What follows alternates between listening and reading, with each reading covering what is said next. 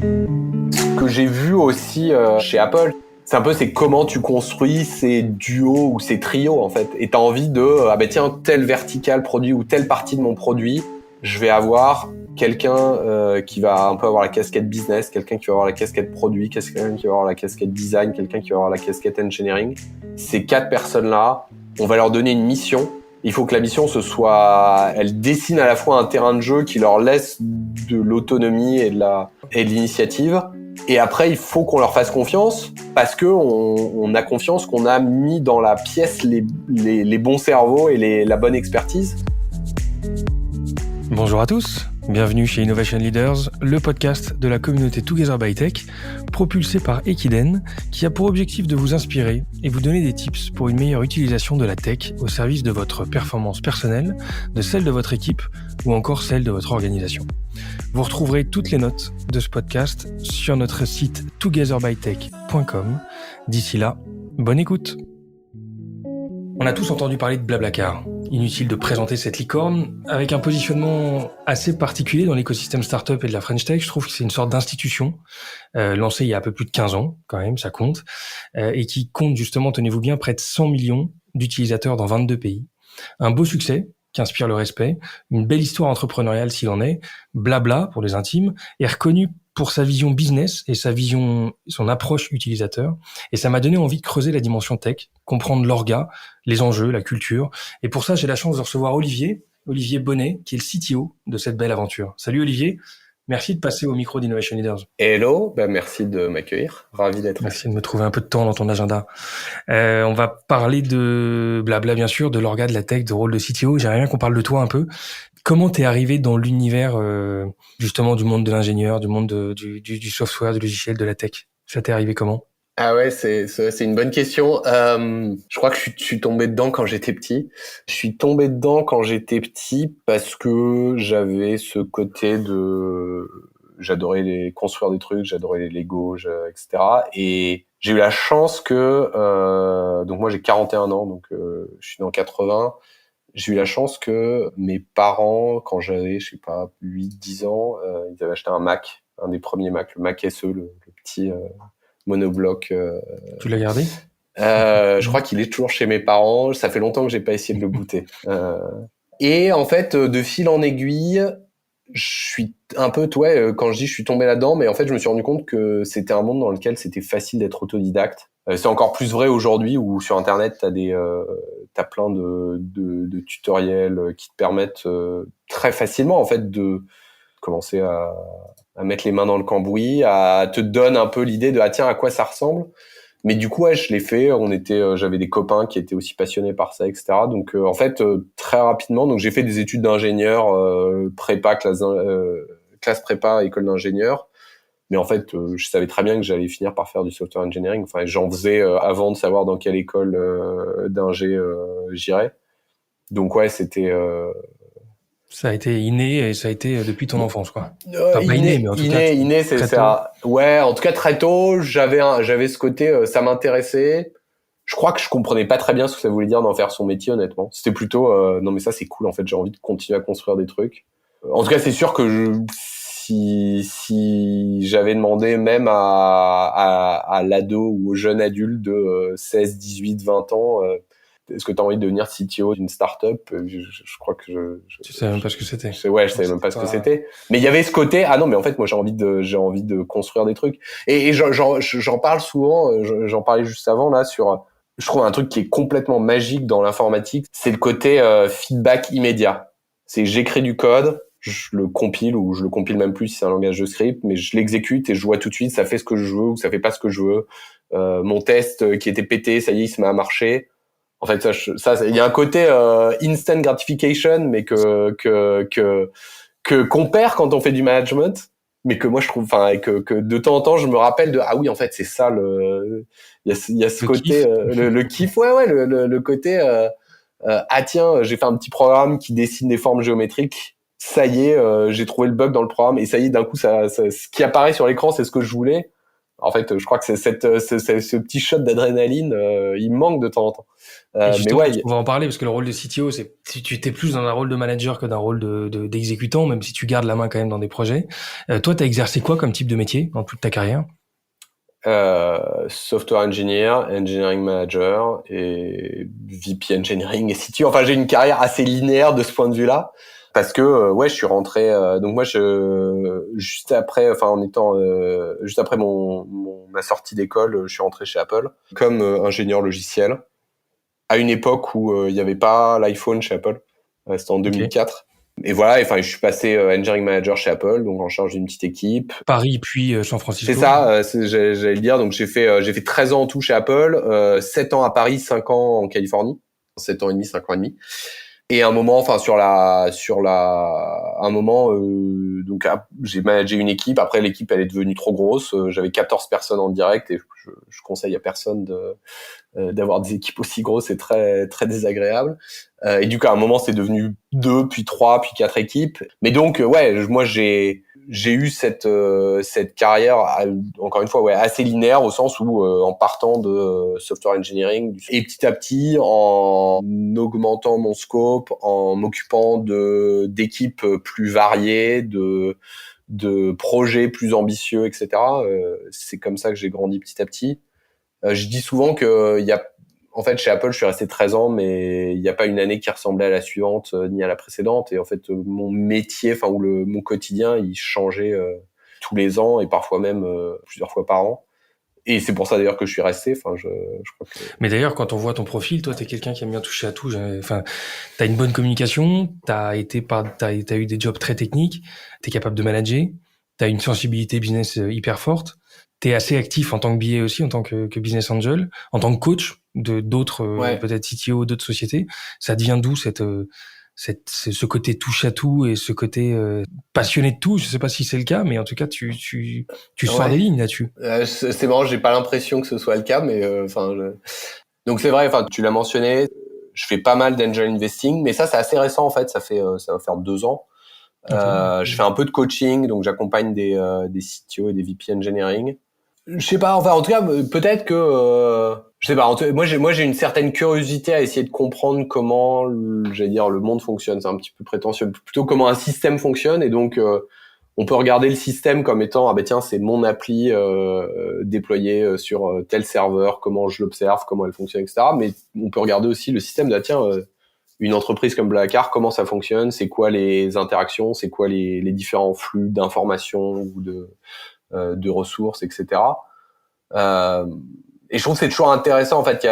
Et toutes ces choses que j'observe, soit comme CTO de Blablacar, pas dans mon rôle de directeur technique, mais plus dans mon rôle de membre du comité exécutif, interaction avec les équipes marketing, avec les équipes finance, avec les équipes légales, que ce soit mon rôle en tant que business angel ou que ce soit mon rôle en tant que coach. En fait, dans tous ces rôles-là, je trouve, moi, j'apprends des choses qui me permettent d'être meilleur manager, meilleur CTO de Blablacar parce que ça m'ouvre à des horizons que sinon, je crois, j'aurais pas si j'étais juste concentré sur, j'allais dire un peu le nez dans le guidon. Et je l'ai été, hein, honnêtement, il y a eu des années où en fait quand je les relis après coup, je me dis ah mais en fait là j'avais le Tu nez dans manques le de recul, guidon. quoi, peut-être. Ouais. J'avais le nez dans le guidon, j'avais plus ou pas du tout de recul et du coup j'étais moins bon et moins pertinent dans ce que je faisais au quotidien pour mes équipes. Et c'est vrai qu'aujourd'hui du coup peut-être que j'ai un peu l'excès inverse, enfin pas l'excès mais en tout cas clairement l'envie inverse de m'assurer que j'ai jamais trop le nez dans le guidon et que régulièrement je prends le temps de faire un pas de côté ou un pas en arrière pour regarder un peu le panorama et m'assurer qu'on n'est pas en train d'oublier une partie du paysage ou Ou de passer d'oublier à côté d'une techno ou d'une ouais. approche aussi. Il y a aussi une sorte de veille finalement de l'écosystème dans lequel que tu peux faire à travers ça, en partageant ton expérience et finalement en enrichissant pas mal ta vision des choses. Ouais. Ouais, et ou juste en me connectant avec des gens. Enfin, donc c'est vrai que ça, c'est Ouais. pareil, ça fait partie des choses où là, sur les dernières années, j'ai fait pas mal de networking, effectivement. Et c'est vrai que je le fais plutôt, je dirais, dans des setups one-on-one, donc autour d'un déj, autour d'une bière, etc. Plus que en allant à des confs ou en faisant des présentations, etc. Mais c'est vrai que j'aime bien me connecter et avec d'autres CTO, CPO, etc. Et j'en retire toujours quelque chose d'intéressant. Donc ouais, Donc toi qui sais scaler les équipes et qui sais penser grand, pour certains sujets, tu arrives quand même à te concentrer et à faire les choses en one-on-one et c'est quelque chose que tu arrives ah mais même oh à non mais maintenir, quoi. ça c'est une question de personnalité. Mais moi je suis Ouais. beaucoup plus à l'aise en one-on-one que devant une salle de 200 personnes. Je suis très mal à l'aise dans une et pourtant oui c'est vrai que dans mon rôle je dois faire un peu les deux. Et en plus là en ce moment c'est même pas des salles, c'est un Zoom avec 240 personnes et bah, c'est encore pire que si au moins quand au moins ils sont dans la salle Tu ressens les choses différemment. on ressent des choses, mais quand on est juste devant sa caméra et à se dire ah tiens il y a 200 personnes de mon équipe ou de la boîte qui m'écoutent, mais en fait j'en vois aucune, ah je trouve ça Pas mal frustrant. ouais. Bon, ok, ça marche. Mais en tout cas, très clair. Et j'aimerais bien juste un mot sur Apple, parce que quand tu décides de quitter cette société-là, c'est pas anodin. Tu y as passé 13 ans. C'était une approche à l'américaine que, en plus, enfin, un GAFAM. Tu l'as fait aux États-Unis, donc dans une culture différente. Je sais pas s'il y a les marqueurs, les éléments que tu retiens de cette époque-là et qui ont été des apprentissages au final. Je sais pas si c'est possible pour toi de les isoler un peu et de te dire vraiment ce que t'as appris ce passage-là ou ces nombreuses années-là. J'ai un peu les inconvénients de mes avantages, mais donc j'ai fait que 2 boîtes, donc et même ma première boîte, donc Apple, ouais, dans laquelle j'ai passé 13 ans, m'a tellement marqué que j'ai du mal. Enfin, je crois que je suis pas forcément la meilleure personne pour extraire le ah tiens ça c'était Ouais. spécifique à Apple ou bien ah ben tiens en fait ça c'est le métier d'engineering manager. Mais je peux t'en donner un petit nombre qui ou en tout cas que moi j'ai vu très bien fonctionner chez Apple et que je crois qu'ils font partie de cette culture là. Apple, ça reste une boîte assez technique, donc dans toutes les organisations engineering, les engineering managers, c'est d'anciens ingés, et souvent c'est des très très bons ingénieurs.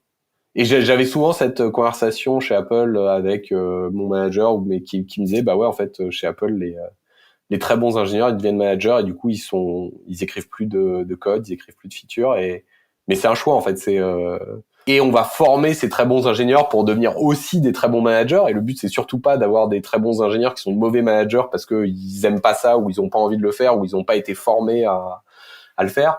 Mais donc il y avait clairement pour tout le management côté des équipes de dev, il y avait cette double casquette ingénieur plus manager, enfin people manager, etc. Donc ça c'est un premier point. Deuxième point, un des concepts que moi j'ai trouvé très puissant, c'est le concept de, alors c'est à la fois ownership. Pardon, pendant tout le podcast, je vais pas arrêter de parler un On franglais comprend. et je m'excuse par avance. Mais donc il y a le concept d'ownership, donc que un individu ou l'équipe, suivant les cas, ait vraiment conscience que un composant ou une feature ou une application, en fait, c'est la leur et c'est leur responsabilité qu'elle fonctionne bien, etc. Mais donc concept d'ownership. Et Apple avait poussé ça un peu plus loin. Et il y avait le principe du DRI. DRI, c'est Direct Responsible Individual. Donc c'est l'individu qui est directement responsable d'un projet, typiquement. Et donc, bah en fait, Apple a cette spécificité que il n'y a pas de feature team, il n'y a pas une équipe avec des gens de l'OS, des gens du hardware, des gens On a tendance à voir côté partout, parce que dans serveur. toutes les autres Ouais, boîtes, ouais, c'est assez ouais. orienté feature team. Non, non. Alors que chez Apple, il y a une organisation operating system, il y a une organisation iCloud, il y a une organisation musique. Et en fait, côté iCloud, il y a toutes les équipes serveurs et elles travaillent main dans la main avec en très bonne intelligence avec des équipes qui sont spécialisées dans le développement client, etc. Mais donc il y avait ce côté n'importe quelle feature, notamment donc moi j'ai beaucoup bossé sur les techno iCloud, les features iCloud, qui nécessitaient systématiquement de faire travailler des gens sur iOS, des gens sur le Mac, des gens côté serveur, et bah typiquement pour une fonctionnalité, il y allait avoir un DRI qui était responsable de garder cette vue 360, de faire s'assurer que les infos étaient bien partagées, et qui était la personne à qui si on avait une question, on se tournait vers cette personne. C'était pas à cette personne de tout faire, mais elle était un peu tour de contrôle et responsable de la fonctionnalité, responsable de lever le drapeau rouge s'il y avait quelque chose qui était en train de partir en sucette. Responsable de communiquer à la fois les succès et les impondérables, etc. Mais donc ouais, ce concept de DRI en fait et peut-être je vais aller un cran plus loin parce que Apple l'avait théorisé, c'est le côté responsibility without control. Donc là, le fait d'être responsable de quelque chose sans forcément en contrôler toutes les dépendances. Et c'est typiquement dans le principe du DRI, ça va être un ingénieur ou un manager d'une équipe qui va être responsable de faire bosser 3, 4, 5 équipes ensemble. Ces 5 équipes-là, le DRI n'a pas un lien hiérarchique direct avec ces équipes-là. Et donc, à la fin, il est responsable d'un projet sans en avoir toutes les ressources ou sans être capable de contrôler. Et c'est à la fois Apple est connu pour en fait juste accepter cette ambiguïté et dire non, on peut faire des choses ambitieuses sans forcément qu'il y ait une personne qui ait en ligne de reporting direct toutes les ressources nécessaires pour faire cette fonctionnalité ou ce produit. Et de la même manière, ça se voit au plus haut niveau de la boîte parce qu'il y a une division hardware qui va faire les iPads, les Mac, les iPhones, l'Apple Watch, etc. Il y a une division software, une division operating system, il y a une division plus orientée serveur, etc. Et pourtant, il y a plein de features qui décident que tous ces départements travaillent main dans la main et de concert. Et ils arrivent à le faire. Et donc, je trouve que c'est toujours intéressant de se dire, pourquoi est-ce que ça marche pour Apple? Qu'est-ce qu'ils ont optimisé?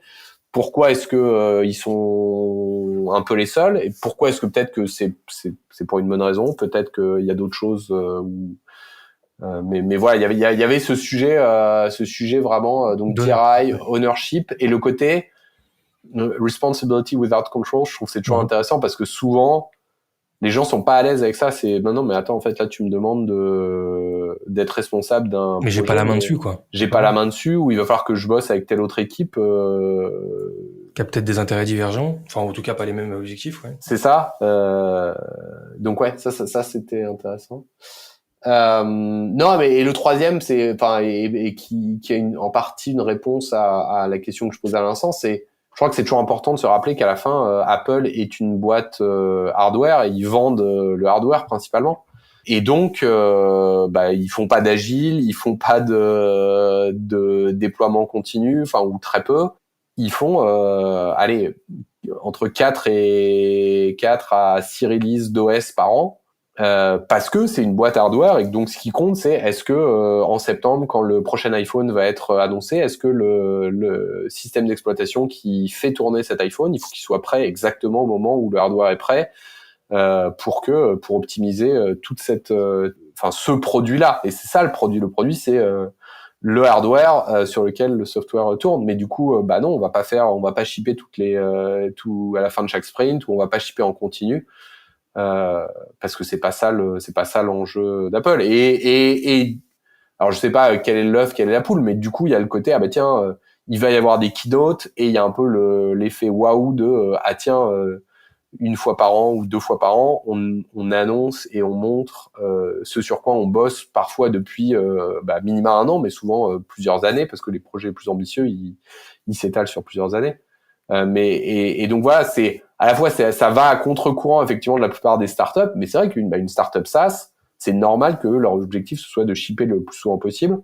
Mais encore une fois, Apple c'est une boîte de hardware qui vend du hardware, donc en fait leur objectif c'est pas de shipper le plus souvent possible. Leur objectif c'est d'être prêt le jour où le hardware est prêt et d'avoir synchronisé un peu tout ce côté supply chain et production du hardware avec le côté production du software et production d'une version du software qui soit prête pour le hardware. Ouais, tu vois, on se rend compte en étant extérieur de la mécanique que peut être Apple, mais c'est vrai que quand on parle, on prend encore plus conscience de l'enchaînement des métiers, des activités, des tâches, des plannings impressionnant que ça doit représenter, quoi. Mais bon. Et toi, tu décides malgré tout de les quitter, malgré Ouais. le marqueur que ça a pu être pour toi, et tu disais que ça t'avait vraiment bien marqué, même quelques années après. Qu'est-ce qui fait qu'on les quitte? Et toi, avec le parcours académique que t'avais, parcours aussi, l'expérience que j'imagine que t'avais l'embarras du choix. Comment tu te retrouves à choisir Blablacar? Alors, donc, en fait, en 2017, donc ça faisait 13 ans que j'étais chez Apple, 5 ans que j'étais arrivé en Californie. En fait, j'arrivais un peu à la fin d'un cycle. Donc, dans tous les cas, j'aurais bougé à minima en interne, et j'ai pas mal discuté avec d'autres équipes en interne chez Apple sur sur quoi je pourrais me projeter, quel pourrait être mon challenge suivant. En fait, à ce moment-là, il y avait un peu une réflexion qui avait démarré pour moi, qui était bon, bah en fait là ça fait 13 ans que t'es dans la même boîte, Olivier. C'est déjà un peu bizarre, hein, en 2017, il y a pas beaucoup de gens qui passent autant de temps dans la même boîte. Et c'est pas vrai, c'était pas vrai il y a 50 ans en fait. Il y a nos parents, des gens de la génération de nos parents, il y en a plein qui ont fait carrière dans ouais, c'est ça, qui ont fait carrière dans la même boîte depuis leur sortie de l'école jusqu'à la retraite. Mais c'est vrai que c'est plus tout à fait le monde dans lequel on vit aujourd'hui. Et avec du coup, clairement, un peu, enfin, si je vais simplifier un peu ce choix-là, mais il était assez binaire quand même dans mon esprit. C'était soit je reste chez Apple, mais dans ce cas-là, à un moment, je suis en train de décider d'en faire ma carrière, et c'est pas absurde, et c'est pas traumatisant, et ce serait pas catastrophique, mais c'est quand même un choix. Et c'est pas vrai qu'on part d'une boîte après y avoir fait 25 ou 30 ans. Je crois qu'il y a un moment où quand même on devient moins recasable, et on a peut-être perdu un peu de sa souplesse après trop longtemps dans la même boîte. Ouais, et en plus chez Apple, j'en connais quelques-uns. Il y en a pas mal qui font carrière chez Apple et qui passent leur vie là-bas. Ouais. Bah oui, j'ai des très bons amis et ex-collègues qui y sont toujours, et j'ai gardé contact. Mais donc mais donc il y a ce choix-là. Mais dans ce cas-là, ça voulait dire en fait s'installer un peu de manière permanente aux États-Unis. Bah moi oui, je suis marié, j'ai 3 enfants, et j'avais du mal à me projeter là-dedans. J'avais du mal à me projeter élevant mes enfants aux États-Unis. C'était aussi un bon moment pour revenir en Europe et être un peu plus près de la famille, des amis, etc. Après, le deuxième élément, c'est effectivement quand je me dis bon bah du coup je vais partir d'Apple, qu'est-ce que j'ai envie de faire? Bon, à ce moment-là, en fait, j'étais parti de France en 2012.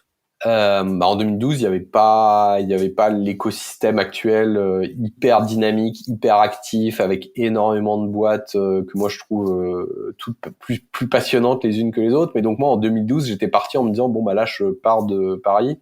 Un jour, peut-être j'aurai envie de revenir en France, mais bah je crois que ce jour-là, il faudra que je fasse un peu le deuil d'avoir une carrière aussi cool et aussi passionnante que celle que je pourrais avoir chez Apple.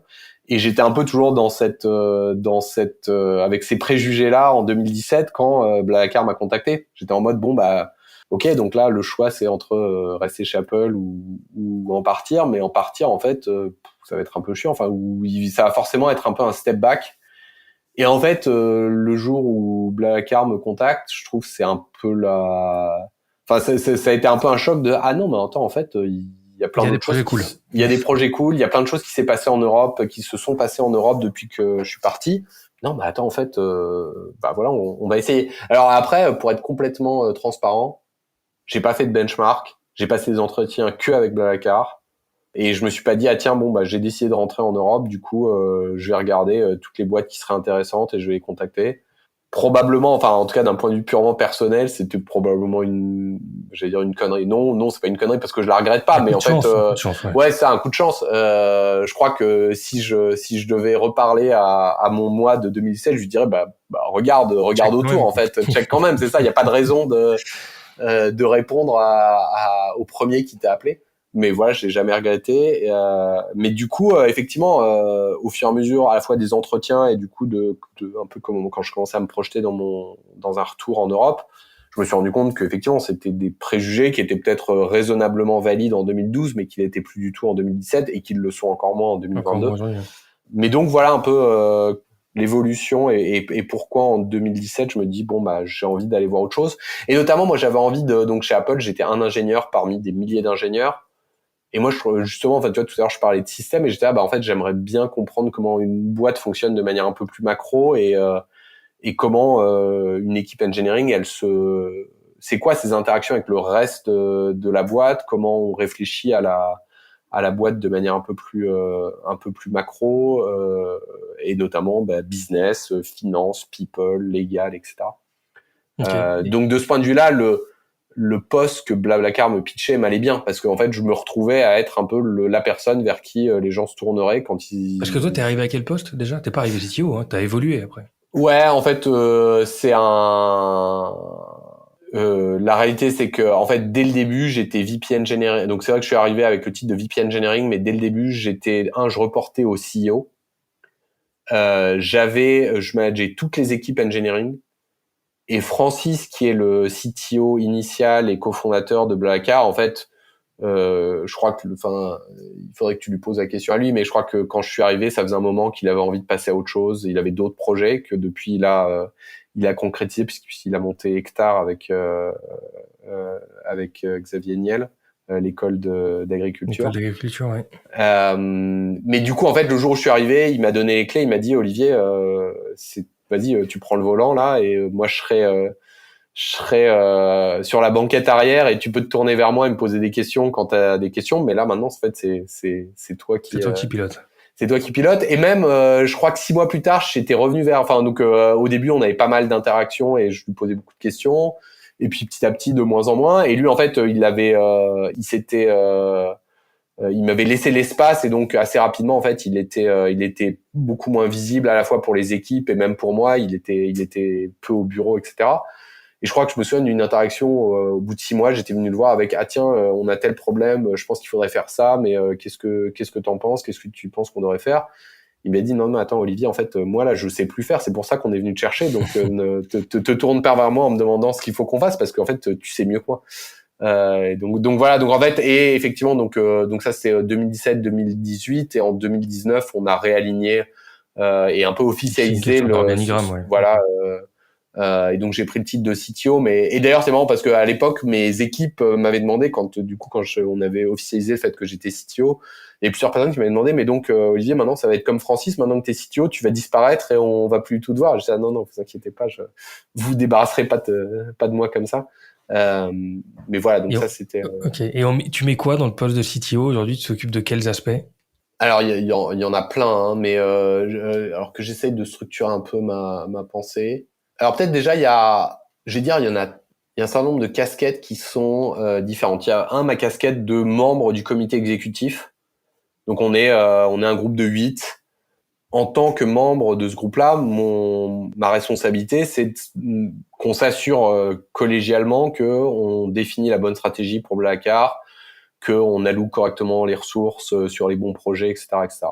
Et là, à la limite, j'y viens avec une expertise technique, mais pas forcément avec cette casquette de manager des équipes engineering. En fait, c'est plus le côté, ok, comment est-ce qu'on s'assure d'avoir pris en compte tous les éléments d'une décision pour que Blablacar ait la bonne stratégie et comment on s'assure que ce groupe-là fonctionne et prend bien les bonnes décisions, prend les décisions quand il y a besoin de prendre une décision, que ces décisions-là sont informées, etc., etc. Après, il y a la casquette de manager d'une grosse organisation, donc 240 personnes. Donc comment on fait pour que ces 240 personnes, cette organisation, elle fonctionne bien, quel est l'organigramme, est-ce que j'ai les bonnes personnes pour manager chacune des équipes, est-ce que ces personnes elles sont formées correctement, etc., etc. Il y a une casquette que j'ai assez peu, mais qui est la casquette architecture. Je suis pas je suis pas un architecte au sens software du terme. Donc ça, je dirais, je l'ai délégué. Enfin, où il y a un groupe en interne chez Blablacar qui s'occupe non pas de prendre les décisions, mais de s'assurer que les décisions, elles sont correctement informées et communiquées sur, ah ben tiens, voilà les choix, les grands choix d'architecture qu'on fait. Moi, oui, évidemment, parfois, je vais me tourner vers ce groupe-là et je vais les challenger ou je vais poser des questions pour m'assurer que certains aspects de l'architecture ont bien été pris en compte.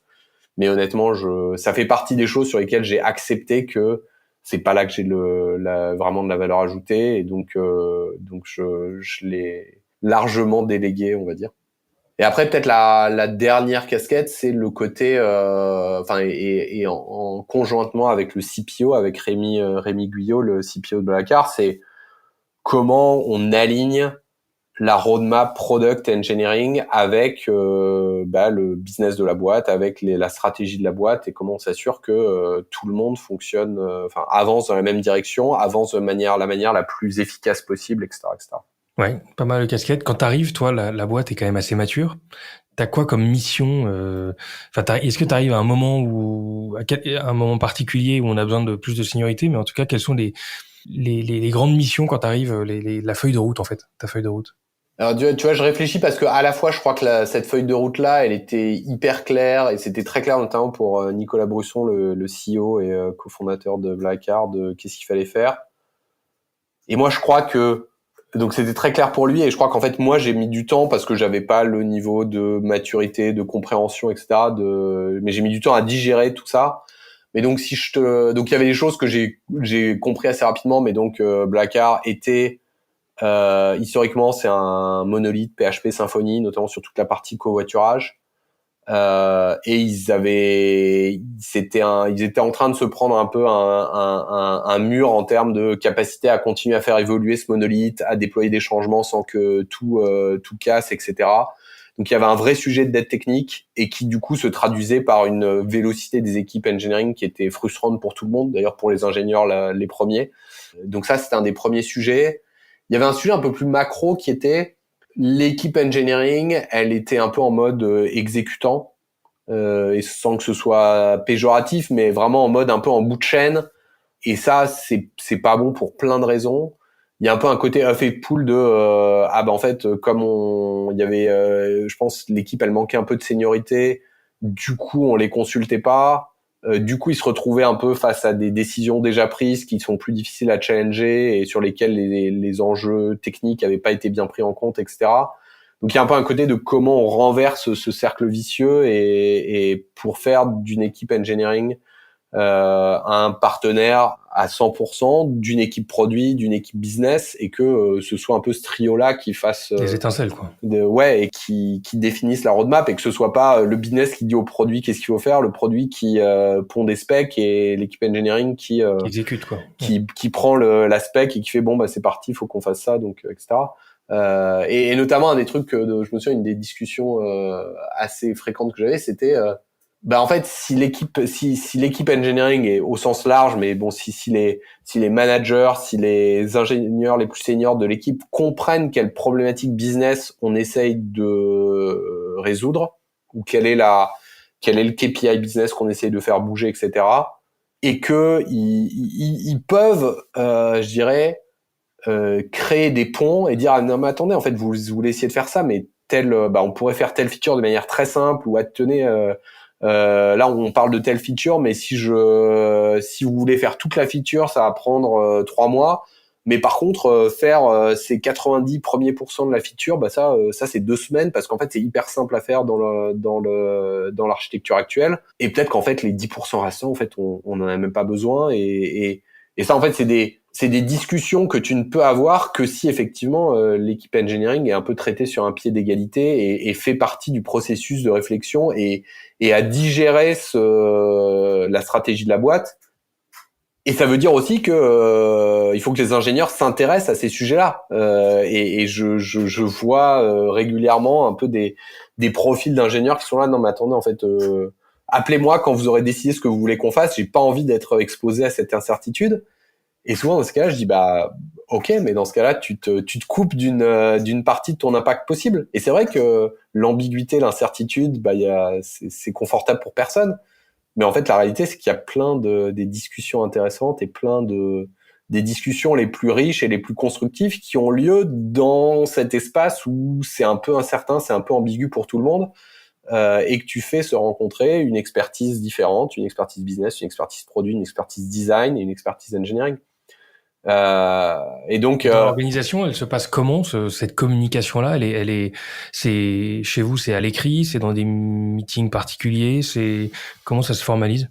Je crois pas que ce soit hyper formalisé. Pour moi, en fait, ce qui compte, et ce que j'ai vu aussi chez Apple, c'est comment tu construis ces duos ou ces trios, en fait. Et t'as envie de, ah ben tiens, tel vertical produit ou telle partie de mon produit, je vais avoir quelqu'un qui va un peu avoir la casquette business, quelqu'un qui va avoir la casquette produit, quelqu'un qui va avoir la casquette design, quelqu'un qui va avoir la casquette engineering. Ces 4 personnes-là, on va leur donner une mission. Il faut que la mission, elle dessine à la fois un terrain de jeu qui leur laisse de l'autonomie et de l'initiative. Et après, il faut qu'on leur fasse confiance parce que on a confiance qu'on a mis dans la pièce les bons cerveaux et la bonne expertise. Donc ouais, je crois que c'est plus comment, en tout cas, moi, là, aujourd'hui, à mon poste, c'est ça que je regarde. C'est, tiens, sur telle partie du produit, tel duo product engineering, il fonctionne hyper bien et du coup, voilà quel impact positif ça a. Ah tiens, sur telle partie du produit, à l'inverse, c'est un petit peu, c'est moins fluide. Ah tiens, est-ce que c'est parce que y a moins de seniorité côté product ou côté engineering, ou bien est-ce que c'est tiens en fait je leur ai pas donné une mission si claire que ça en fait, qu'est-ce que je leur demande d'optimiser, sur quoi je leur demande de bosser, en fait c'est pas si clair que ça pour moi et du coup ça peut pas être clair pour eux en fait, parce que si c'est pas clair pour moi ça peut pas l'être pour eux. Mais voilà, je crois que c'est comment tu construis ce cadre là qui est intéressant. Mais du coup, pour revenir à ta question, quand je suis arrivé chez Blacquart, il y avait clairement, et pareil, ça faisait partie des choses qui étaient assumées par Nicolas et Brusson et par l'équipe de Blacquart. C'était, non, en fait, on veut faire venir du sang neuf. Et Blacquart avait beaucoup grandi, je dirais, de manière organique, en interne, avec des gens qui étaient rentrés chez Blacquart fraîchement diplômés et qui avaient fait 4, 5, 7, 10 ans chez Blacquart.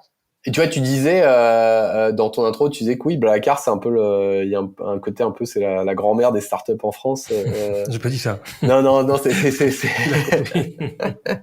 Non, mais c'est vrai. Et tu vois, et quand j'en parlais avec Francis au tout début, c'était une vraie problématique pour lui. C'est qu'en fait, il y avait personne en France, mais même en Europe, où il y avait très peu de boîtes qui avaient eu la scale, le succès, la croissance de Blablacar. Et du coup, il avait personne vers qui se tourner, Francis, quand il se des prenait un pires mur. Des pires échanger et avoir un coup d'avance, quoi. C'est ça. Pas, ouais.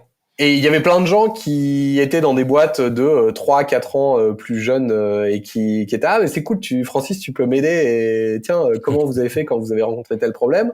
Et Francis le faisait de manière très volontaire, etc. Et Francis, il m'avait parlé, il m'a dit, ouais, mais en fait, c'est dur parce qu'en fait, en France, il y a personne vers qui je puisse me tourner. Mais donc, donc il y avait clairement cette volonté de dire, non, attendez, on a besoin de gens qui ont déjà vu ce que ça voulait dire de faire fonctionner une équipe de 100, 150, 200 personnes. Comment on structure ça? Comment on structure les interactions entre les différentes équipes, etc., etc.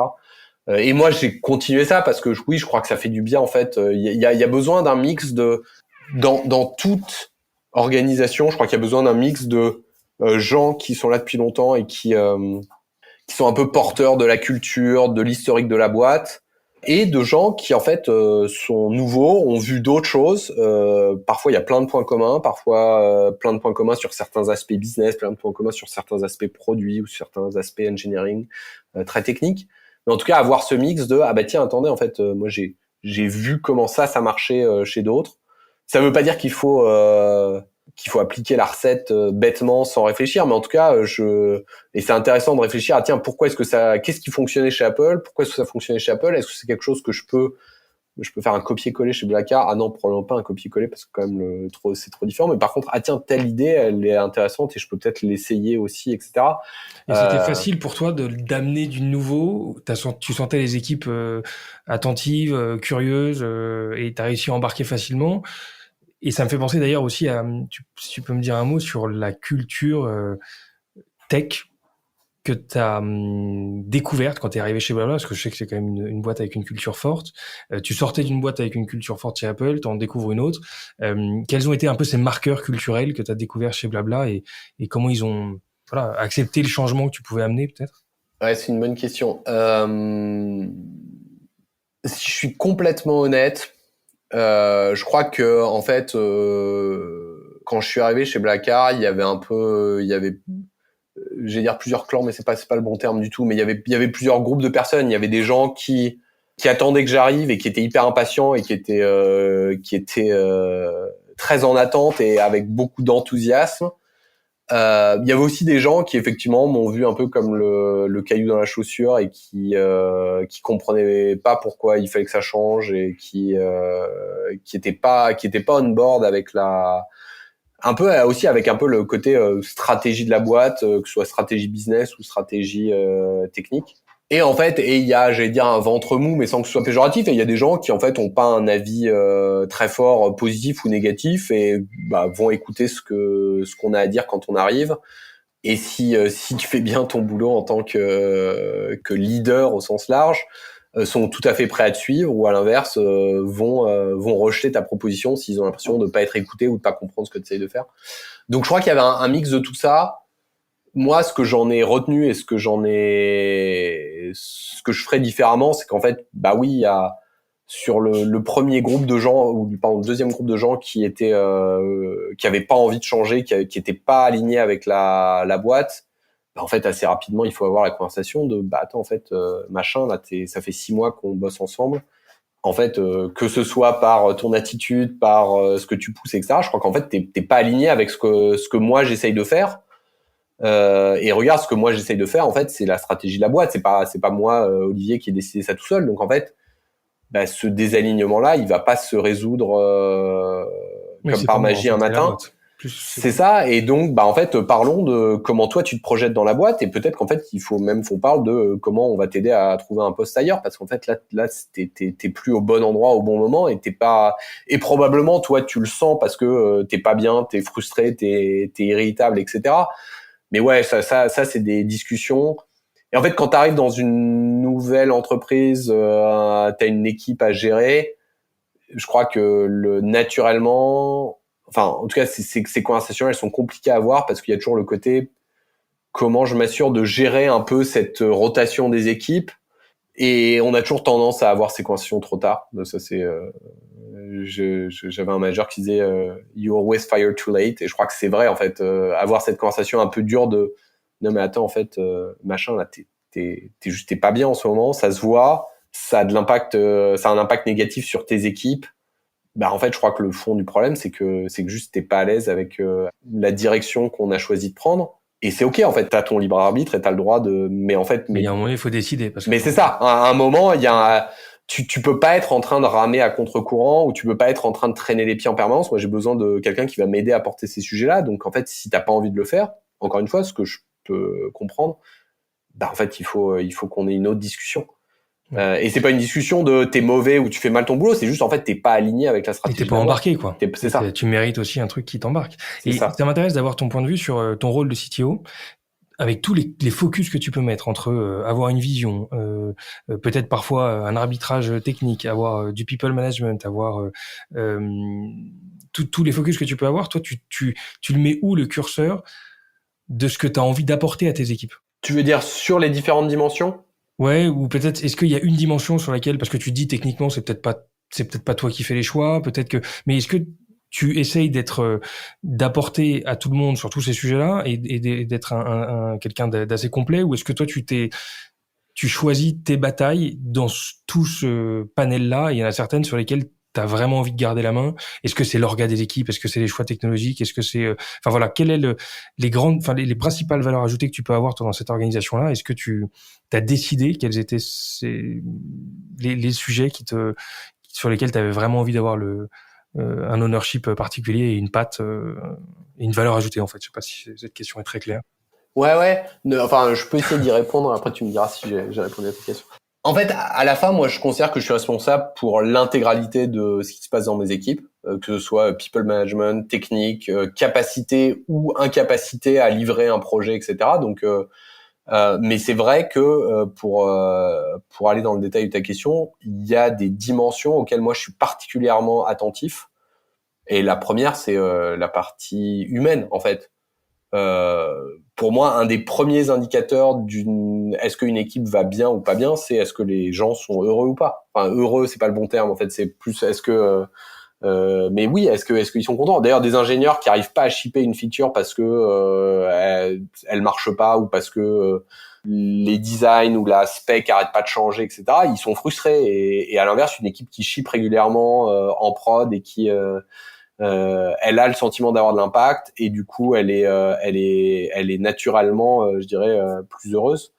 Donc ouais, moi le côté humain est quelque chose auquel je suis particulièrement attentif parce qu'en fait je crois que si à un moment l'architecture est pas la bonne ou si l'organisation des équipes est pas la bonne ou si les gens ne comprennent pas la stratégie de la boîte ou si ils sont pas alignés avec la vision, ça va se ressentir dans les équipes en termes de très, je dirais presque pas tout à fait immédiat, mais en tout cas assez rapide sur c'est quoi le mood, c'est quoi l'humeur des équipes. Et tes outils, du coup, à disposition pour booster un peu ce bien-être des équipes tu utilises quoi? Tu t'en parles, la communication, apparemment, pour que la vision soit partagée, voilà, la communication allait être un sujet. Il y a quoi d'autre comme levier pour le bien-être des équipes? Alors, je fais attention. Bien-être, je suis pas sûr que c'est le mot que j'emploierais parce que bien-être, il y a un côté, il faut plus de baby-foot, il faut des tickets restaurants, il faut des, je voudrais un laptop plus puissant, mais je suis pas sûr que ce soit. Enfin, là-dessus. Okay. Ouais. En tout cas, je crois que c'est des sujets qui, alors, parfois sont justifiés et pas absurdes, mais en tout cas, il faut pas que ça devienne le sujet principal. Et je crois aussi que c'est des sujets assez court terme. C'est oui, on peut racheter un baby foot, mais en fait, c'est pas ça qui va faire rester les gens. Mais donc non, les indicateurs que on regarde, en fait, nous on suit le NPS des équipes. Donc en gros, est-ce que les gens recommandent Blackar comme employeur, boîte, comme employeur. On le fait une fois par mois et ça donne un peu un pouls. Ça permet de prendre le pouls des équipes et de voir. Et en fait, en soi, c'est juste un chiffre.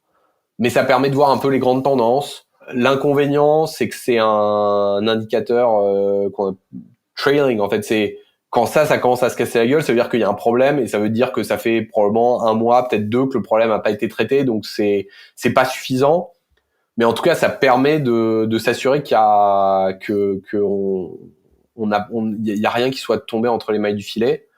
Un indicateur qui est encore plus tardif, c'est le churn des équipes, quand quelqu'un se barre. Mais là, c'est une conséquence, voilà, c'est ça, et c'est une conséquence de probablement le NPS de cette personne-là. Il n'était pas très bon puisqu'elle a décidé qu'elle voulait partir. Mais donc en fait, donc ça, je dirais, c'est l'indicateur un peu macro. Il est intéressant à suivre parce qu'il permet d'avoir ce pouls-là. Mais après, en fait, c'est comme prendre le pouls. En fait, c'est s'il y a pas de pouls, si le pouls est pas bon. En fait, il faut forcément aller chercher d'autres informations pour agir, et c'est ça. C'est ça, pour faire le diagnostic.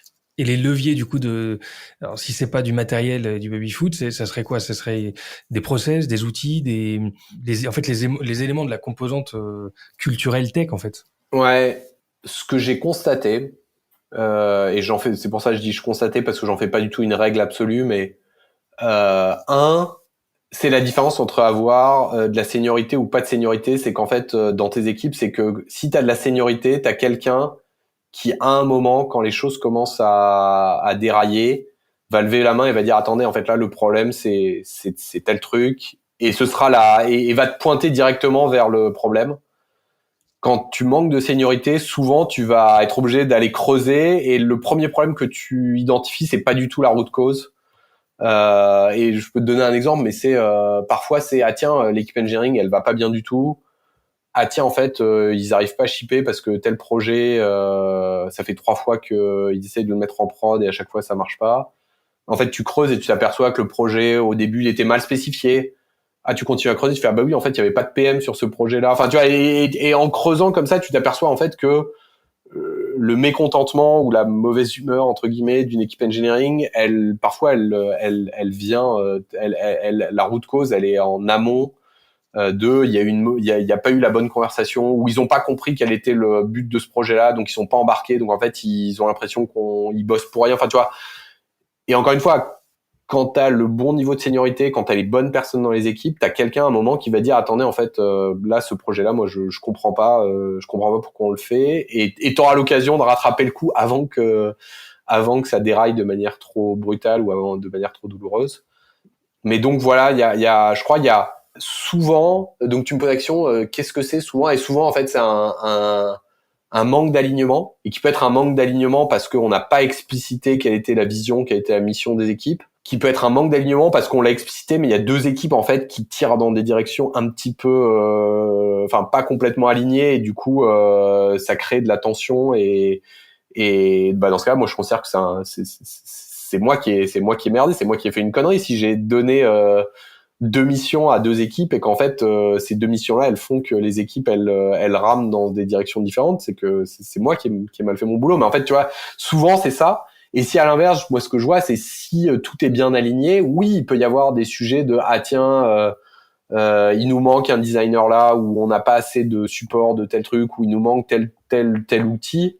Mais en fait, tout de suite, ça devient des sujets beaucoup plus petits, beaucoup plus conjoncturels et qui, encore une fois, avec le bon niveau de seniorité, sont beaucoup plus faciles à résoudre. J'allais dire se résolvent un peu tout seul parce que c'est attends, en fait, t'as besoin de déployer tel outil, ou tiens, tu viens me voir avec une proposition de process qui résout un pain point de l'équipe, vas-y en fait, mets-le en place en fait. J'ai même pas besoin moi de Oui, la solution a déjà c'est ça. été digérée.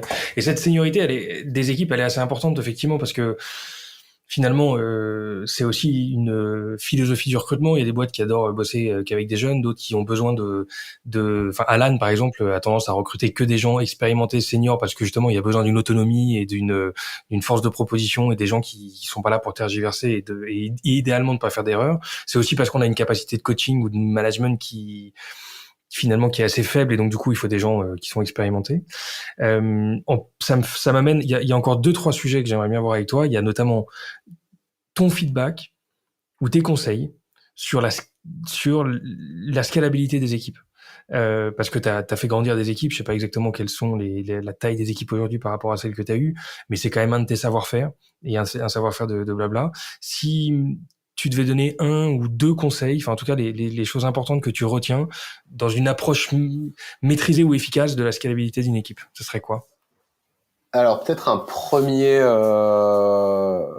un truc qui m'a marqué. Je crois qu'il faut accepter que quand t'es en période de croissance plus ou moins forte, mais en fait les choses vont un peu changer en permanence. Tu vas être en permanence en train d'ajuster des choses. Et parfois, c'est à la marge de tiens, on rajoute tel process, ou tiens, on met en place telle nouvelle manière de faire. Parfois, tu te dis non, mais attendez, là, en fait, il faut que je reparte d'une feuille blanche et il faut que je reconstruise mon organigramme et la manière dont je gère mon produit, parce que en fait, les choses ont évolué de manière suffisamment importante pour qu'on reparte à zéro, presque. Ouais, et c'est pas forcément repartir de 0-0, mais ça peut être attendez, en fait là j'ai 6 équipes, ces 3 équipes là, en fait, on va les déconstruire, on va les reconstruire, les repositionner de manière un peu différente. Ce qui paraissait être une bonne idée jusque-là, en fait, peut être une très mauvaise dans une nouvelle vision, ou en tout cas ne plus être. Ouais, ou ce qui fonctionnait bien jusqu'à présent peut devenir un frein parce que la stratégie de la boîte a évolué, parce que la taille des équipes a évolué, parce que certains enjeux techniques qu'on avait, maintenant ils sont derrière nous et on a un nouvel enjeu technique et je crois qu'en fait et je le vois à la fois sur des équipes engineering, mais en fait je crois que c'est vrai à l'échelle d'une boîte. Ouais, je peux te donner un exemple à l'échelle d'une boîte parce que je trouve que c'est intéressant, mais Blacard, historiquement, c'était une boîte qui faisait du covoiturage, que du covoiturage. D'ailleurs, même qui se disait pendant très longtemps, nous, on n'a pas de concurrents parce que personne fait du covoiturage comme nous, ce qui à la fois était vrai, personne ne faisait du covoiturage comme Blacard, du covoiturage longue distance, etc. Mais c'est complètement faux d'en conclure qu'il n'y avait pas de concurrents parce que un passager veut aller d'un point A à un point B et quand il veut aller de Paris à Lyon, il va regarder quelle est l'offre de transport et s'il y a un train qui est plus rapide et moins cher, il prendra le train. S'il y a un bus, il prendra et que ça correspond, c'est plus pratique pour lui, il prendra un bus. Donc en fait, Blablacar avait plein de concurrents et c'était les autres moyens de transport. Et un jour, donc ça fait partie des choses qui sont passées un peu avant que j'arrive, mais oui, il y avait ce côté. Non, en fait, on peut pas juste faire du covoiturage, il faut qu'on fasse d'autres moyens de transport, dont du bus, peut-être un jour du train, etc. En fait, là, il y avait exactement ce problème il y avait une organisation qui avait été construite autour du covoiturage. Comment on fait pour que d'un coup, elle embrasse ce côté non, maintenant on a plusieurs modes de transport et on va faire du bus, etc. Et c'est pareil, en fait. Il y a un vrai risque à garder exactement la même organisation, en fait, on se retrouve à pas vraiment donner sa chance à cette nouvelle stratégie. Donc, comment est-ce que tu fais évoluer l'organisation de la boîte pour te donner les meilleures chances d'exécuter sur cette nouvelle stratégie? Je vous prends 10 secondes pour vous dire que ce podcast vous est proposé par Equiden. Equiden, c'est la start-up qui vous accompagne dans vos projets tech, product, data et engineering et qui repense l'approche des ESN traditionnels. En 2 ans, cette société de conseil compte plus de 130 personnes et s'est déployée dans 6 pays.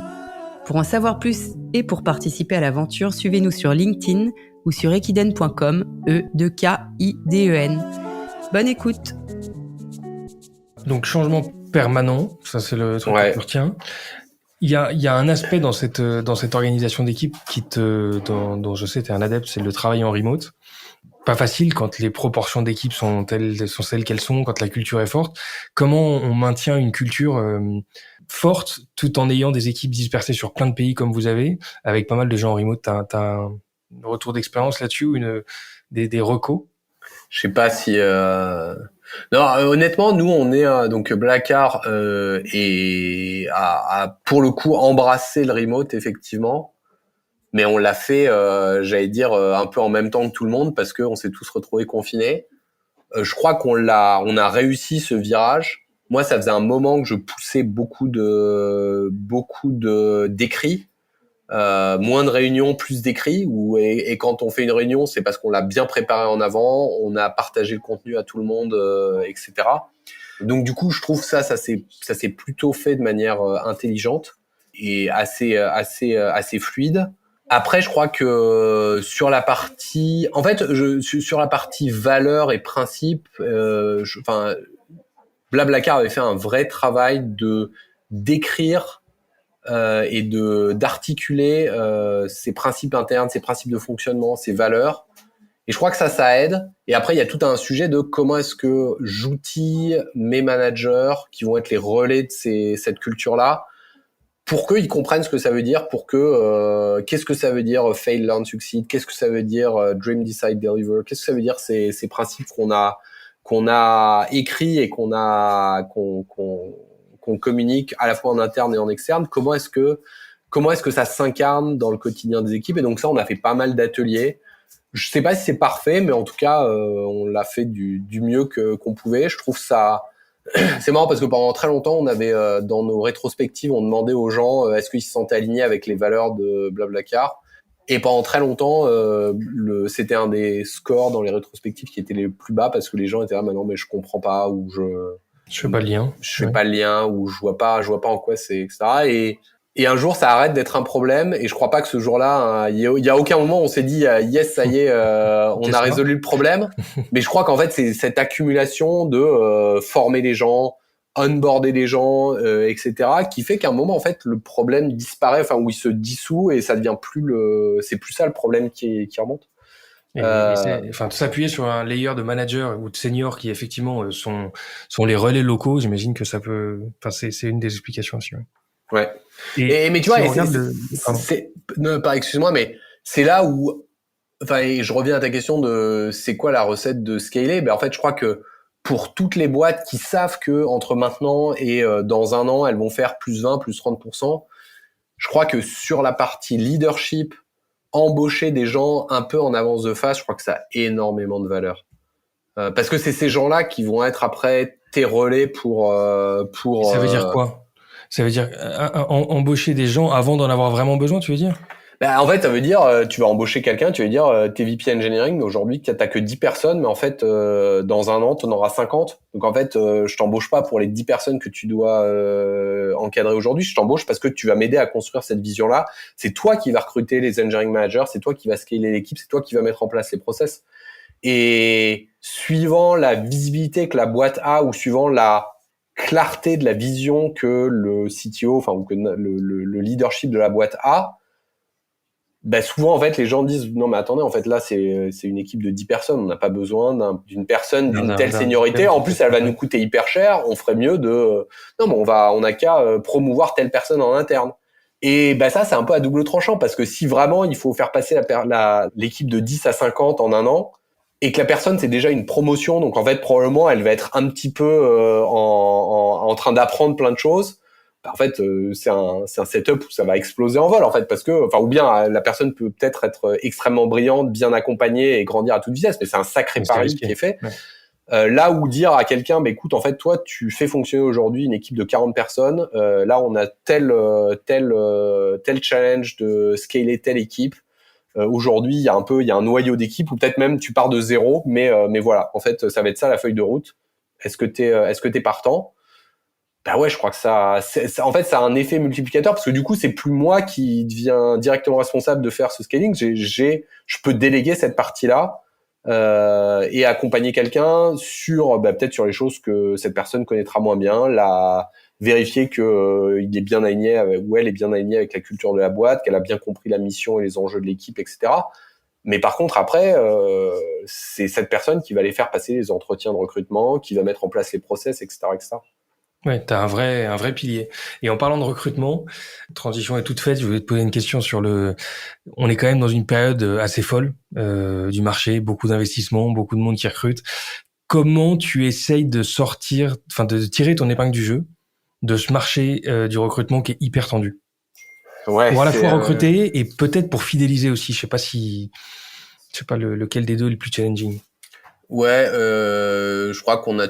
Alors c'est marrant parce que donc je parle avec pas mal de CTO et recrutement c'est le sujet qui arrive systématiquement de tiens comment tu fais pour recruter? Moi j'aimerais bien avoir une baguette magique, j'ai pas de baguette magique. Non, alors pour recruter, je crois qu'en fait il faut être clair sur c'est quoi les 2-3 messages que en tant que boîte et en tant qu'employeur engineering, c'est quoi les 3 messages qu'on veut répéter et travailler ces messages-là. Et ça sert à rien d'essayer d'avoir 50 messages de tiens, on a un design system, tiens, on est sur Google Cloud, tiens, on a telle scalabilité, etc. Il faut en choisir 2-3 et il faut marteler cela et il faut accepter faut avoir un peu de focus parce que c'est pour que ce soit entendable. Il y a un peu un côté produire du contenu. Donc nous, on a un blog, on encourage les ingés à aller participer à des conférences. Je me souviens d'une conférence où il y avait un des ingénieurs d'une des équipes qui était allé faire une présentation. Il était mort de trouille. C'était une torture pour lui. Et à la fin de la présentation, il y a un mec qui lui a dit moi je voudrais bosser dans ton équipe. Et j'ai trouvé ça génial. Mais pour moi ça c'est tu vois, et on fait pas des conférences pour récupérer des CV, mais je trouve en fait si quelqu'un en voyant la conférence dit tiens c'est intéressant, tiens il y a des challenges qui m'excitent, tiens en fait cette boîte elle recrute, attends je vais aller discuter. Ouais, moi je trouve que c'est chouette et c'est une bonne manière d'avancer. Honnêtement, sur la rétention, on revient à la question, à ce que je disais tout à l'heure, je crois que en fait, des ingés qui sont alignés avec la mission de la boîte et de leur équipe, qui ont le sentiment d'avoir de l'impact, en fait, naturellement, ils vont rester. Après, ça veut pas dire qu'ils seront là pour toujours, et il faut vérifier que toi, t'es toujours bien dans le benchmark et que t'es pas en train le niveau de salaire est le bon, le niveau de compensation globale est bon, etc. Mais je crois que vraiment le truc le plus important et en fait tout le monde a envie d'avoir de l'impact. Donc en fait la question c'est comment est-ce que tu mets les gens dans la position d'avoir de l'impact. Comment tu qualifies cet impact, parce qu'il y a des gens qui aiment bien avoir de l'impact, qui veulent absolument avoir un impact business, et si tu les fais bosser sur des refactos techniques, en fait ils vont te dire moi je suis pas sûr que ce que je fais c'est vraiment utile. Il y en a d'autres, ou à l'inverse, qui aiment bien avoir ce côté, en fait, je t'ai amélioré tes KPI techniques, reliabilité, performance, etc. Et je sais que c'est important et que et tu m'as déjà expliqué comment c'est connecté à la vision de l'entreprise. Donc en fait, moi, je suis aligné, mais je crois vraiment ce côté alignement et impact, pour moi, c'est ça le sujet. Et du coup, après, il y a la question de comment est-ce que dans tes entretiens, j'allais dire tu sélectionnes, mais c'est presque plus quels sont les messages que tu envoies pour que les gens qui sont sensibles à ta mission et au type d'impact qu'ils pourront avoir pour le poste dans lequel tu es en train d'embaucher, comment tu fais pour que finalement ils se reconnaissent, ils fassent ah mais oui mais ça, enfin et c'est l'exemple de la conf et de l'ingé qui va voir le speaker et qui lui dit en fait moi j'ai envie d'avoir ce type là d'impact, moi je veux faire ça moi. Donc ouais, pour moi c'est ça le sujet. Après et là je m'aventure dans des zones où je trouve on n'est pas bon et où on est en train de s'améliorer, donc à prendre avec plein de pincettes, mais tout le monde, enfin c'est facile d'embaucher des ingénieurs plug and play. Je voudrais un ingénieur Java, 3, 4, 5 ans d'expérience, parce que je sais que je vais pouvoir le mettre devant un écran, un clavier, je le pointe vers le GitHub, je le pointe vers les tickets Jira, et puis bon bah en fait en une semaine, peut-être même moins, il est capable de commencer à écrire du code, et ça c'est facile. Mais en fait du coup cette population là, elle est surchassée et elle est pas très diverse. Et du coup, moi, les questions qu'on se pose en interne en ce moment, c'est qu'est-ce que ça veut dire d'embaucher un alternant qui a peut-être jamais fait de Java et qui a été formé sur un autre type de stack. Est-ce qu'on peut les accompagner? Est-ce qu'on, en interne, à quoi ça ressemble? Comment on les coach? Comment on les mentore? Comment on les met dans une situation qui va faire qu'ils pourront se développer, être utiles pour le hacker? Et nous, ça nous ouvre à un pool de talents nouveaux, plus divers. Une sorte d'incubateur de compétences. Ouais. Et comment est-ce qu'on fait pour que à la fin l'équation elle soit positive pour tout le monde? Ça n'a pas de sens si on met 2 ans, enfin ou 1 an et demi à former cette personne-là et qu'au bout de 2 ans elle part et qu'en fait il y aura que 6 mois où elle aura été pleinement productive. Donc comment on fait pour peut-être que ce soit plus facile de former les gens? Ça, moi, c'est un des trucs auxquels je crois beaucoup, c'est tout ce que tu fais pour que ce soit plus facile de faire le premier patch quand tu arrives dans ton équipe, la première PR, la reviewer, la pousser en prod, la tester et la pousser en prod. Tout ce que tu peux faire pour raccourcir et faciliter ça t'aide pour justement quand t'embauches un junior ou quand t'onboards une nouvelle personne. Mais en fait, ça aide aussi les ingénieurs en place parce que ça veut dire qu'en fait, c'est de la charge mentale en moins avant de déployer, j'ai oublié de lancer telle commande, etc. Enfin, tout ce qu'on peut enlever et automatiser, je crois que ça, en fait, ça a de la valeur à la fois pour ces profils juniors, mais même en fait pour tout le monde. Ok. Bien, merci. J'ose une dernière petite question avant de passer à la fin de cette interview, mais sur les différents échanges que tu as avec les startups, avec des jeunes projets, je pense à Finarim, il y en a un paquet autour de toi. La période actuelle est assez fascinante parce que il y a un accès à la tech et une sorte de facilité d'entreprendre qui est assez fascinant.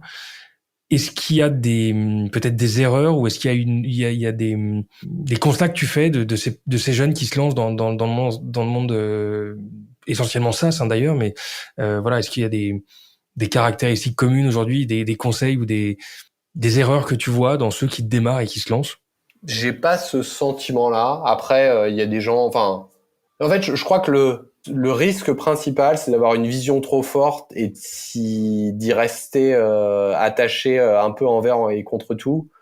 Et je crois que, en fait, quand on se lance dans ce genre d'aventure, il faut accepter que on va se prendre des murs, on va courir en pensant que la porte est ouverte. En fait, elle était fermée et on se la prend de manière un peu violente et accepter de se dire tiens, attends, donc là c'est pas le bon endroit. Comment je me relève et comment je raffine, comment je fais évoluer ma stratégie et qu'est-ce que j'essaye maintenant. Mais typiquement, et c'était Julien Blanchet, le CTO de Finari, qui le disait mieux que moi, mais qui disait non mais en fait moi mon métier en tant que CTO de startup, c'est on va en permanence avoir des trucs dans lesquels on se prend les pieds, des murs qu'on se prend et qu'on n'avait pas vu arriver.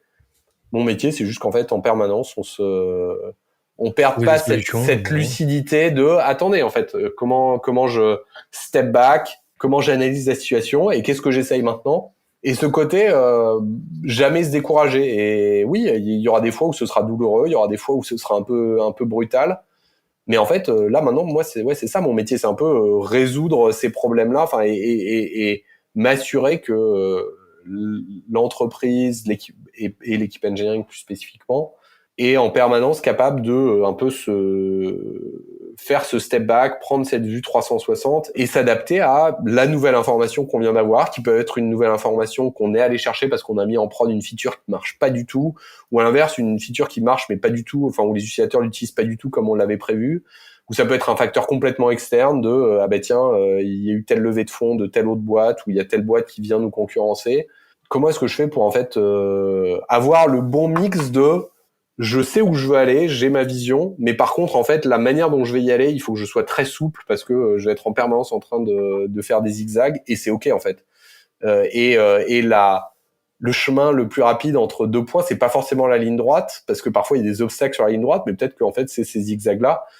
Donc comment j'arrive à avoir le bon mix de clarté et un peu persévérance dans la vision, mais extrême pragmatisme dans tous les matins quand j'arrive au bureau, comment est-ce que je vais avancer grosso modo dans la bonne direction le plus vite possible, comment est-ce que quand il y a des inconnus je dérisque en répondant en allant détecter ces inconnus le plus vite possible, etc. Avec une bonne dose de résilience en plus. Et avec, du coup, oui, qu'est-ce que ça veut dire en termes de résilience? Et oui, j'accepte que pour les 2, les 3, les 4, les 5 prochaines années, en fait, mon métier, ça va être de me prendre des baffes et de me relever et de repartir dans la bonne direction. Bon, eh ben nickel. Merci pour ces points. On passe aux questions un peu plus rapides. Ça m'intéresse d'avoir peut-être ta discipline, les outils ou les routines que tu as dans ton quotidien pour réussir à mener de front les différents challenges que tu as entre ta vie perso, ton rôle de père de famille, ton rôle de coach, ton rôle de CTO, les petites recettes de ton quotidien qui te permettent de gérer tout ça. Ouais, moi j'en ai une particulière et elle marche pour moi. Elle est liée à mon agenda, à la manière dont j'organise ma semaine. Je sais pas, je crois pas de toute façon, aucune de ces recettes n'a vocation à être universelle, mais si elle peut être utile à certaines personnes. Mais moi, effectivement, ça m'a beaucoup aidé le jour où j'ai organisé ma semaine un peu par, je dirais, type de travail. Donc lundi, mardi, je fais beaucoup de réunions, tous mes one-on-one avec mon équipe. Je fais ma réunion d'équipe le mardi après-midi. Et donc c'est des journées qui sont assez chargées et sur lesquelles j'ai pas beaucoup de temps. Je vais avoir une demi-heure par-ci par-là pour checker mes mails, répondre aux trucs les plus urgents. Et ensuite, petit à petit, dans la suite de la semaine, c'est moins intense, en tout cas moins intense sur cette partie réunion et meeting synchrone, et avec du temps pour moi, pour me poser, pour réfléchir, pour prendre le temps d'écrire, par exemple, un document s'il y a quelque chose que je veux mettre en place ou s'il y a quelque chose sur lequel j'ai besoin que j'ai besoin de partager à mes équipes et prendre leur feedback. En fait, c'est pas des choses écrire ce type de document, c'est pas quelque chose que je peux faire entre deux réunions quand j'ai 30 ou même 45 minutes. Je vais avoir besoin d'avoir un créneau de 2 heures, parfois 2 heures et demie. Et donc, c'est le côté, en fait, le jeudi et le vendredi, j'essaye de bloquer du temps. Parfois, j'y arrive, parfois, j'y arrive moins. Mais du coup, ça m'aide parce que ça veut aussi dire que j'arrive à la fin de la semaine avec un peu un sentiment de j'ai eu le temps de faire ce que je voulais. Et je me souviens de semaines où j'arrivais le vendredi soir à 19h et il me restait encore 40 mails à dépiler dans mon inbox. J'étais non mais en fait là je peux pas me sentir en week-end, je peux pas déconnecter parce que là j'ai l'impression que et avoir réorganisé la semaine comme ça m'a vraiment beaucoup aidé et ça me permet de à la fois avoir le bon mix de lancer la semaine avec mes équipes, impulser peut-être les nouveaux projets, impulser s'assurer que tout le monde est bien aligné, a bien les bonnes priorités en tête.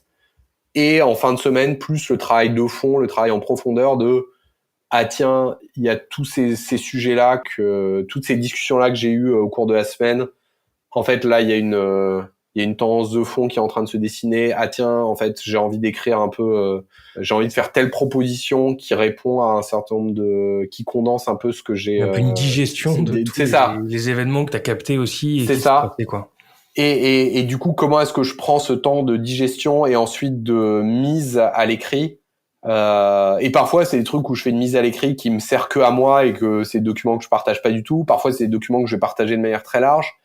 Mais en tout cas, clairement, ce côté j'ai besoin de me poser pour digérer et mettre par écrit, ça m'aide beaucoup depuis que j'ai cette orga-là. Bon, j'ai pris quelques notes. Voilà. Je vais digérer ça aussi de mon côté. Est-ce qu'il y a une boîte qui t'inspire ou qui t'impressionne peut-être dans sa vision, son exécution tech? Moi, il y a plein de boîtes dont je m'inspire. Apple en fait partie, bien évidemment, mais non, mais pour en citer d'autres, je vais en citer 2-3 très rapidement. C'est marrant, elles commencent tous par un A. Amazon. En fait, je suis impressionné par le côté chez Amazon. En fait, les équipes en interne construisent un produit qui, à la fin, potentiellement sera disponible pour l'externe. Et le côté, on a construit AWS en interne parce qu'on avait besoin, et en fait, on l'a fait de manière suffisamment intelligente avec les bonnes couches d'abstraction, et du coup on est capable d'en faire un produit à part entière et de le vendre en tant que produit. Je suis hyper impressionné par ça, et je trouve ça très intéressant quand on parle de découper notre produit, quelles sont les interactions entre les équipes, etc. Je trouve que c'est toujours intéressant. Airbnb, c'est Petite une parenthèse, c'est le patron de la Tech France qui sera Stéphane Nadinger, qui sera le AWS justement, qui sera le prochain invité du podcast. Donc on va parler justement de cette culture de la conception du produit en interne qui devient un produit peut-être grand public. Pardon, je t'ai coupé. Non, mais donc voilà. Donc ouais, ça je trouve ça hyper intéressant. Deuxième, Airbnb. Airbnb, c'est une boîte que nous, chez Blacard, on aime bien observer parce que il y a plein de points communs entre eux et nous. Une marque assez forte, une marketplace. Côté supply de la marketplace, en fait, une diversité des supplies. Initialement, Airbnb, c'était que des persos, des gens comme toi et moi, des individus qui mettaient à disposition. Initialement, c'était une chambre dans leur maison dont ils n'avaient pas utilisation. Aujourd'hui, sur Airbnb, il y a une grosse partie de la... Ouais. Et c'est ça, c'est souvent des professionnels qui mettent à disposition une maison entière, parfois plusieurs maisons, etc. Et la dernière, c'est Alan. Moi, Alan, je trouve ça intéressant ce qu'ils font parce qu'ils ont ce côté culture très forte, très explicité, avec beaucoup de, employer branding, et branding dans le bon sens du terme. En fait, Charles, il communique beaucoup en externe, leur CEO Samuel de mémoire aussi.